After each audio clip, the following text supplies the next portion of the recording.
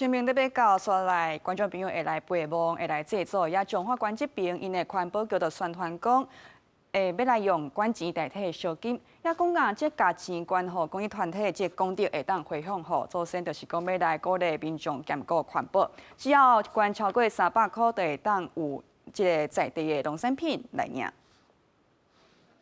清明节伫北到啊，有袂少民众提早起立骨塔拜祖先，为着鼓吹民众环保制作，中华县环保局今年甲社福团体合作摆摊宣传，用捐款将功德回向给祖先，代替烧纸钱。若捐超过300块，个米粉通摕。因为厝里拢会有拆金嘛，是今日都要看到这些活动，想讲减少那个纸钱也蛮不错的，所以就来这边参加看看。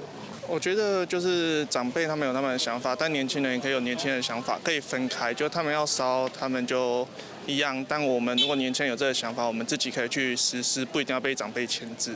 中华环保局2022年开始结合4大超商，推动清明节义工代金，捐款给中华县的社福团体，得当用手机换功德证回向给祖先。去年加倍送加比，捐款增加5成。环保局认为，今年应该会继续增加。我们113年以工代金的金额增加到21万元，相较于112年的14万元，增加达到5成。那这个也显示说，我们这个以工代金的理念也获得越来越多民众的一个认同。